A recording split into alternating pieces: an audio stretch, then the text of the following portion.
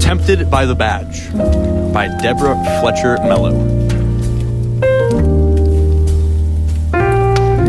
Damn, a lot of pages in the beginning. To Kay Edmondson, you are a joy and a blessing to know. Know that you are much loved and valued. These are going on. Chapter 1.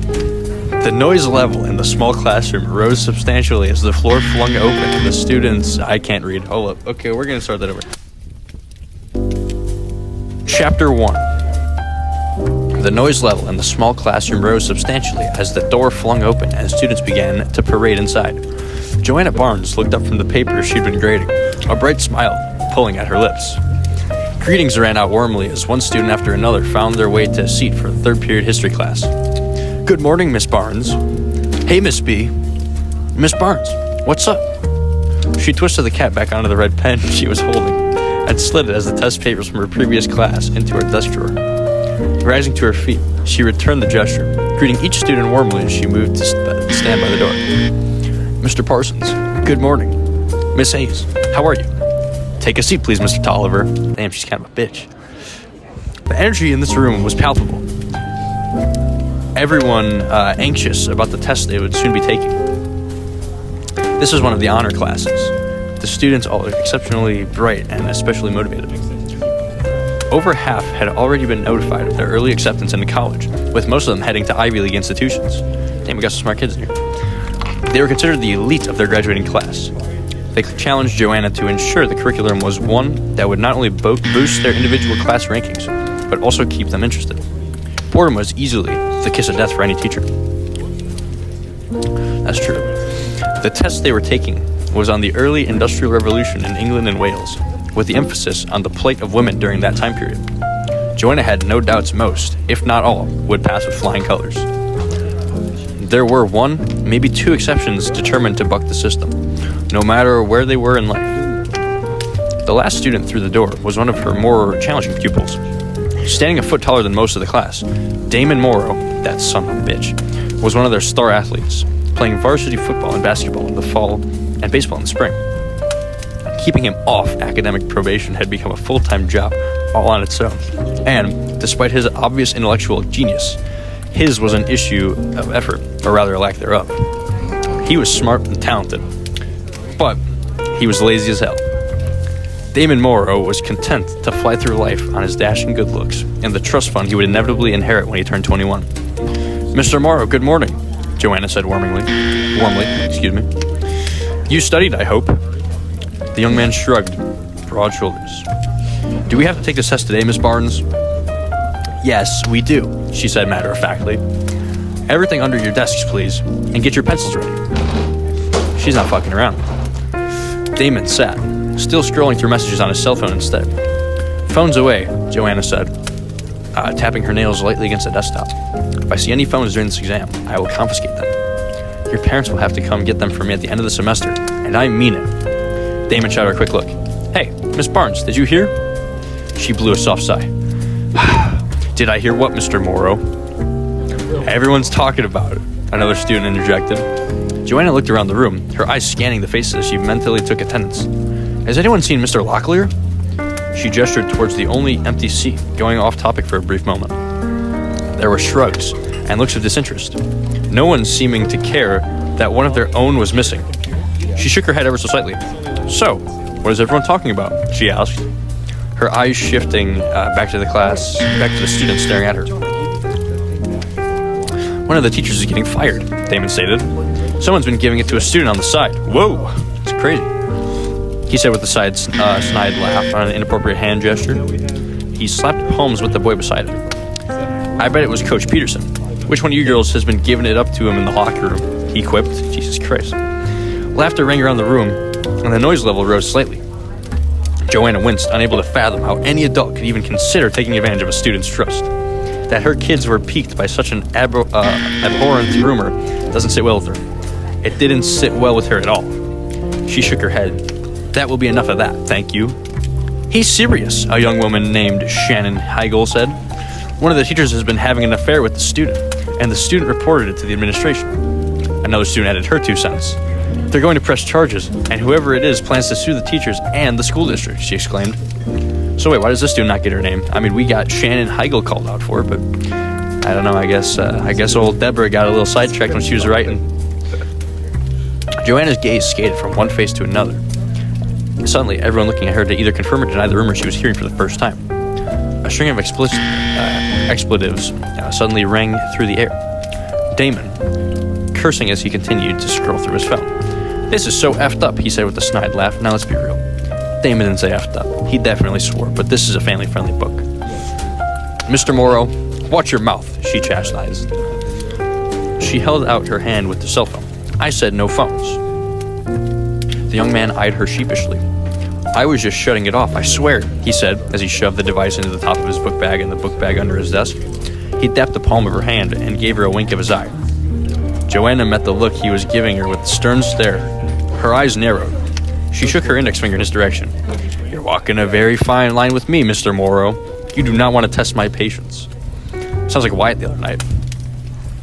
As she turned, she saw him leaning to whisper to the boy beside him.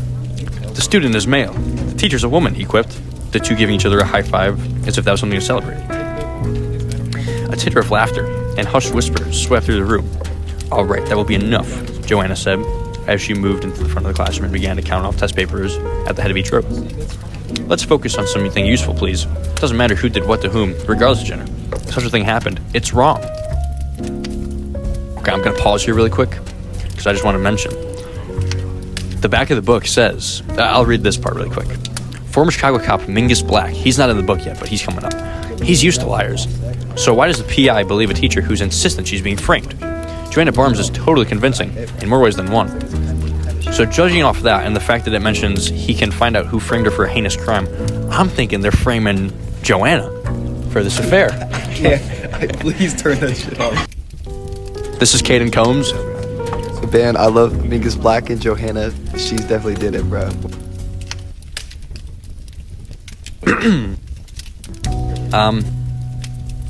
Let's not waste any more of our energy on unsubstantiated accusations. Spreading rumors only serves to hurt people unnecessarily. You all should want to be above that. Her eyes connected with each student, finally coming to rest on Damon Morrow's face. He was still grinning from ear to ear, his chest pushed forward arrogantly, as he and his deskmate whispered one last time.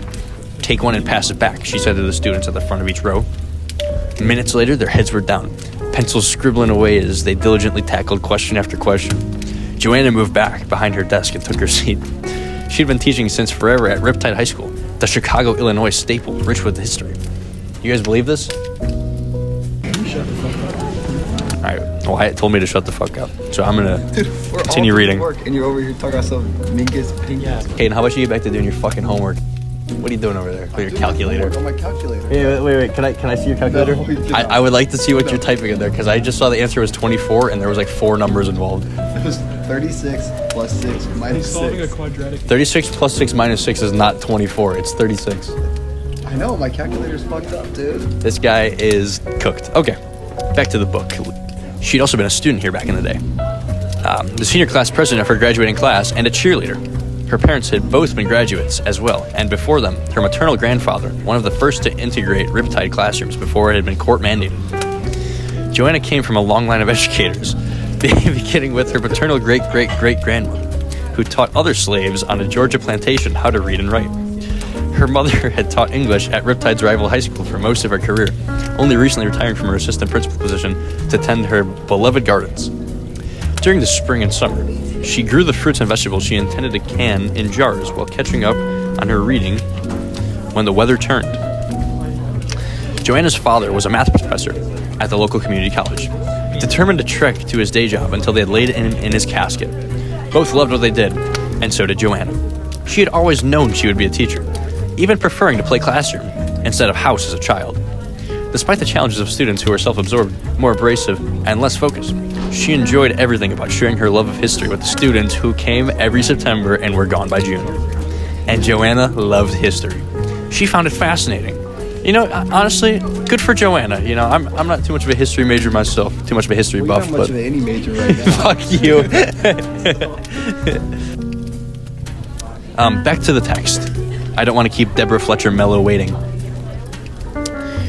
She loved helping her students discover that for themselves. It was thrilling when she could show them a correlation between their own challenging academic environment and the courts of the Italian Renaissance, giving teens philosophies on how to survive to their dog-eat-dog world.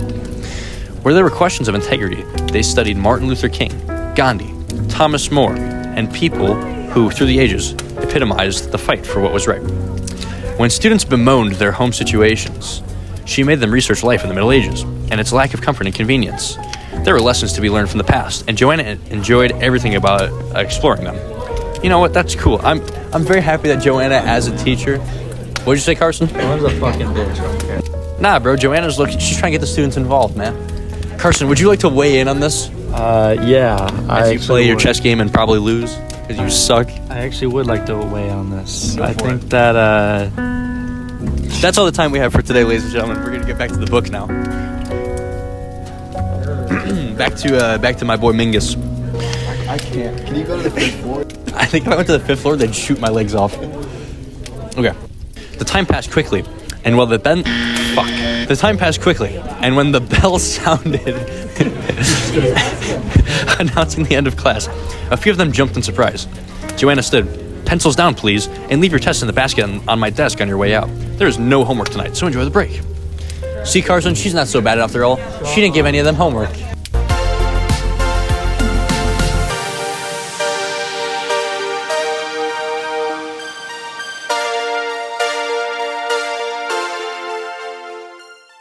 Chairs slid across the concrete floor, and the noise level rose as the chairs marched single file past her, sliding exam papers into the wicker container on the corner of her desk. As the last student made his exit, they were still spreading gossip, cell phone messages, and social media updates were being shared.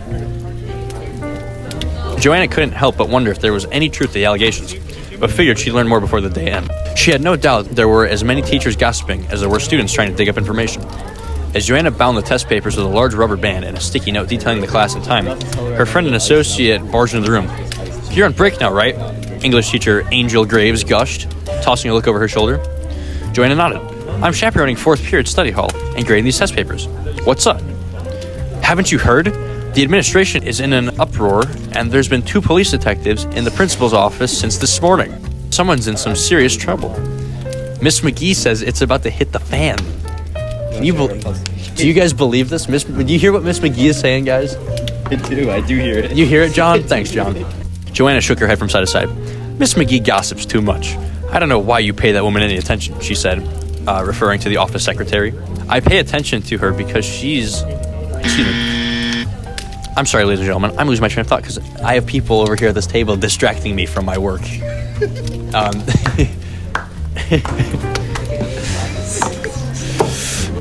As I was saying before I was rudely interrupted, I pay attention to her because she's that inside line to everything that goes on in this school. You should give her more credit. Besides, aren't she and your mother old friends? Hey, can I get a sip of that, by the way? All right, ladies and gentlemen, we're going to do a little food review. I have a grande peppermint mocha, alt hand off, 2 peppermint syrup, 3 mocha, whole milk. Holy fuck, that's hot. Thank you. Yeah. Fuck. Back to the book. Which is how I know she gossips too much. Yes, but she always has the best gossip. Joanna laughed as they made their way out of the classroom and down the hall toward the end of the school building. Is it good? Their conversation was easy and casual as they maneuvered their way through the throng of students hurrying to their next period class before the late bell sounded. "So, who did what this time?" she asked. "It's serious. They're claiming teacher misconduct and inappropriate contact with a student." Oh my god. "Are they saying who?" Angel shrugged. "Only that the student is a senior." "I just can't believe it.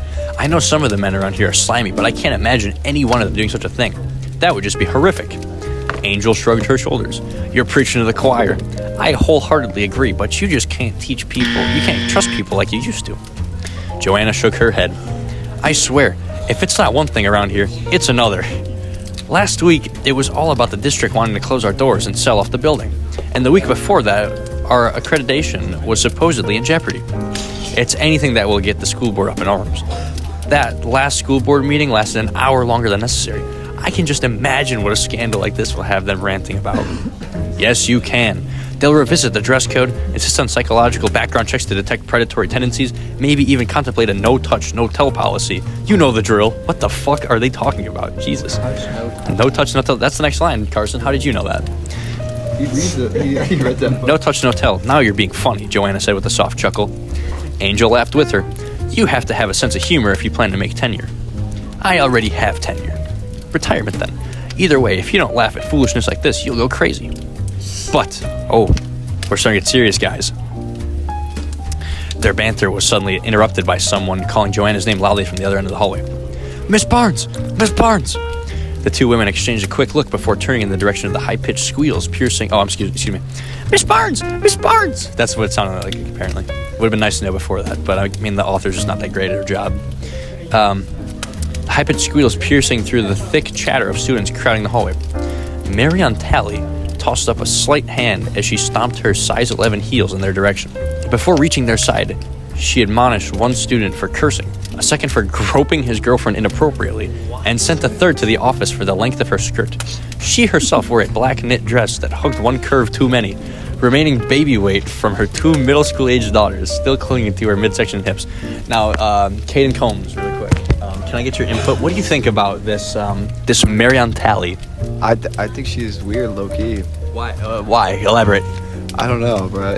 Who is that? I wasn't paying attention. You know what? I'll have to listen to the audio. You'll have to listen to the audiobook to learn, yeah. Well, I guess we don't have a bunch of scholars here, like I thought.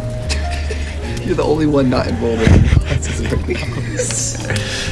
What am I getting? You bring up a fair point. Joanna forced a smile to her face, her mouth bending upward as she feigned interest in the woman who...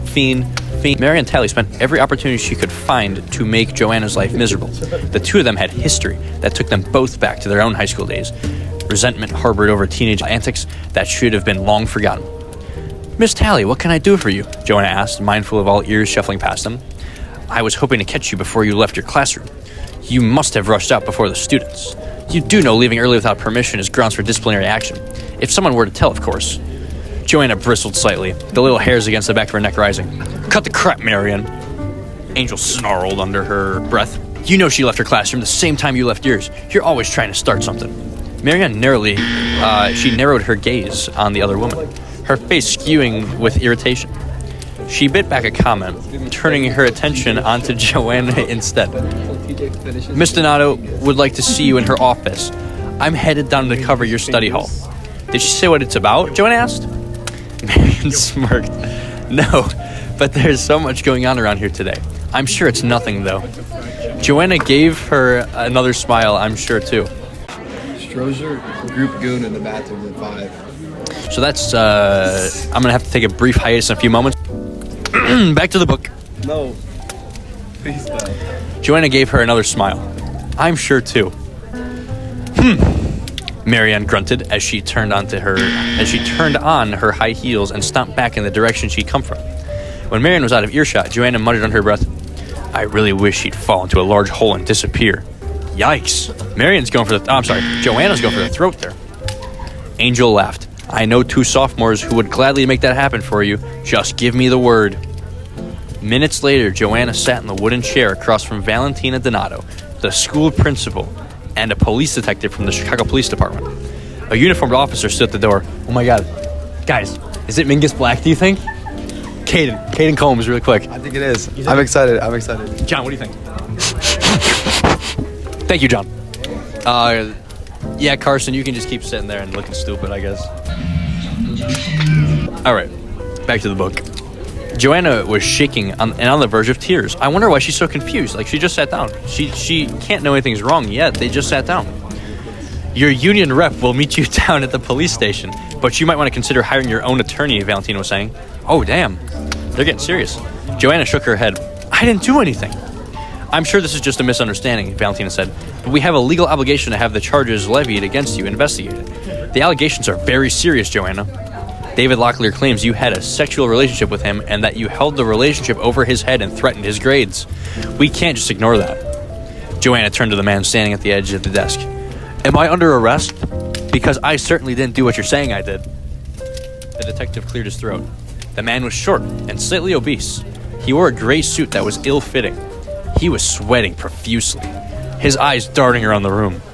He was clearly uncomfortable, and he refused to look directly at her. His gaze finally rested somewhere on the wall behind her head. For the moment, we just need to ask you some questions, Miss Barnes. And under the circumstance, we need to do that down at the station. Joanna could feel herself nod, but everything seemed like an out-of-body experience. Her arms and legs were heavy as she was shaking. Mingus, is that why you're doing that? Her nerves felt completely fried. The wave of shock that had washed over her was consuming, and, for a moment, Joanna wasn't sure she could keep her emotions in check. She took a deep breath and then a second, filling her lungs with air as she struggled not to cry, or worse, rage aloud. The detective rose from his seat and gestured for Joanna to do the same. I have my car, Joanna started. I can meet you, but the detective shook his head. I need you to ride to the station with me, Miss Barnes. Her eyes widened. I can't. I need to, she stammered, suddenly unable to complete a coherent sentence. It's not an option, the detective added. Right now, this is just a formal questioning, and I'm willing to spare you the embarrassment of handcuffs as long as you cooperate. Joanna stood. She took another deep breath. I need to make a call, she said, her voice a loud whisper. She reached into her handbag for a cell phone. Please, I need to call my attorney to meet us here. The detective nodded. That is your right.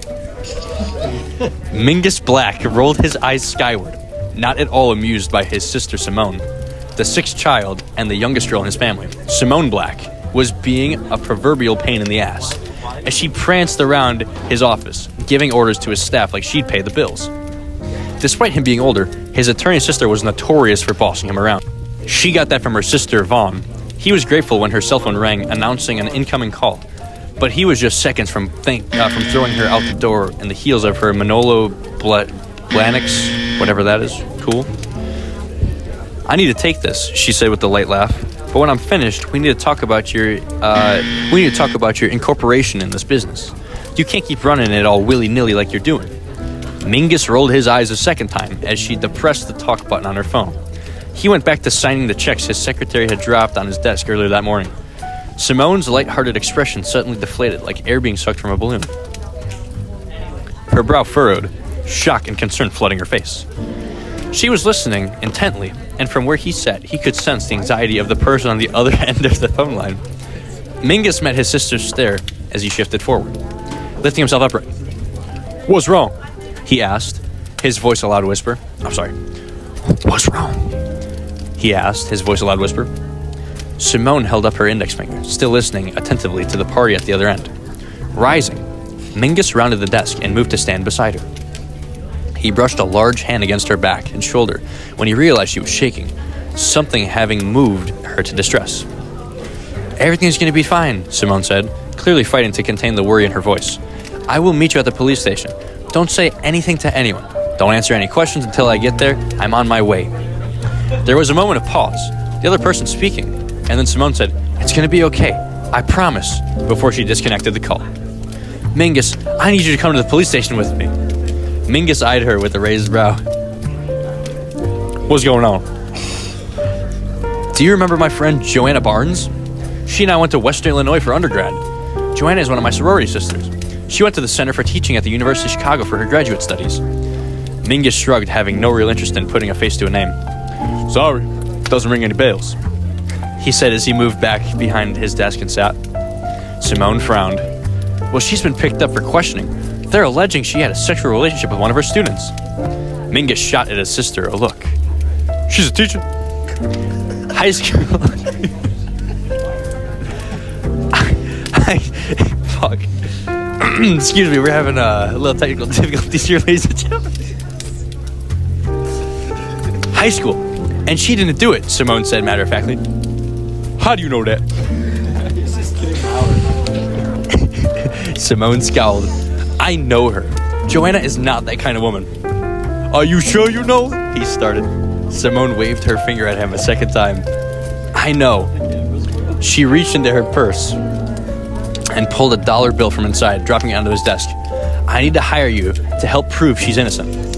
Mingus laughed as he picked up the currency, smoothing it between his fingers. We got 7 more minutes. You really don't expect me to work for free, do you? Oh my god. Of course not. That is just an unofficial retainer. We'll work out the details later. He laughed again. Ha ha ha. He laughed again. Ha.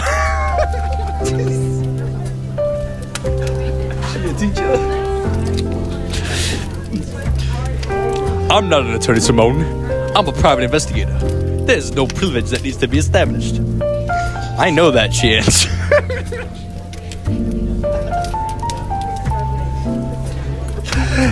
Irritation rising in her tone. I just need you to come to the station with me, please, Mingus. Mingus blew out a heavy sigh. He had a lengthy list of things he needed to complete, and taking on another case was not something he had planned to do. He watched as Simone headed for the door. Simone tossed him one last look over her shoulder. So, are you coming? Mingus tossed up his hands in frustration, knowing that if he were honest with himself, he really didn't have any other options. His sister knew there wasn't anything he would not do for her. Even when she irritated him, she had always banked on him saying yes. My finger slipped and I lost my page. Give me a second, ladies and gentlemen. This is a podcast. I just want to know what the purpose of this recording is. To educate and to inspire.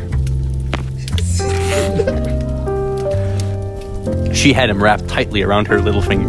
And this